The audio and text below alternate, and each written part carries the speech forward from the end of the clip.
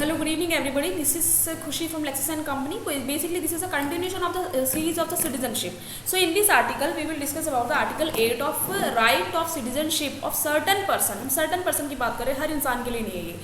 Of person of Indian origin residing outside India. यानी कि Indian origin तो है, but outside India रह रहा है. तो उसमें हम क्या बात करेंगे?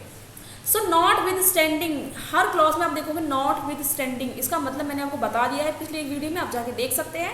सो यहाँ पे हम बात कर रहे हैं यानी कि पिछले हमने जो भी पढ़ा है वो अब इस पर अप्लाई नहीं होगा, जो भी हमने पढ़ा है.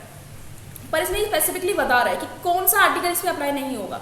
Not with standing anything in the article 5, any person who either or whose parent of any whose grandparent was born in India, यानी कि किसी के पेरेंट्स ग्रैंड पेरेंट्स इंडिया में बॉर्न हुए थे.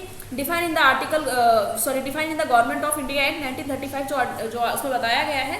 And who is ordinarily residing in the country outside India, यानी कि अभी करंटली को आउटसाइड इंडिया में रह रहा है.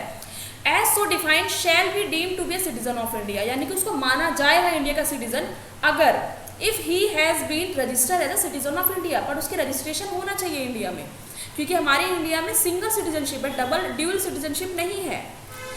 सो बाय द डिप्लोमेटिक और काउंसलर रिप्रेजेंटेटिव ऑफ इंडिया, यानी कि किसके द्वारा, जो डिप्लोमेटिक होते हैं, जो हमारे काउंसलर होते हैं, उनके द्वारा in the country where he is for the time being residing on application made by him thereof to such diplomatic और काउंसलर रिप्रेजेंटेटिव. यानी कि जो उसने एप्लीकेशन लगाई है उसमें ये चीज़ प्रॉपर होगा कि कितने टाइम के लिए बाहर रह रहा है वो, और इंडिया से मुझे परमिट मिला है कि मैं इंडियन सिटीजन ही माना जाऊँगा वहाँ पे भी.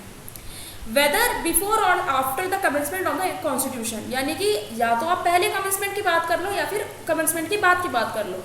इन the form and manner prescribed by the government of India, government of dominion India of the government of India. So basically this is about the article 8 of and this is the end of this video. In the next video we will discuss about the article 9 of Indian Constitution. Thanks for watching this video.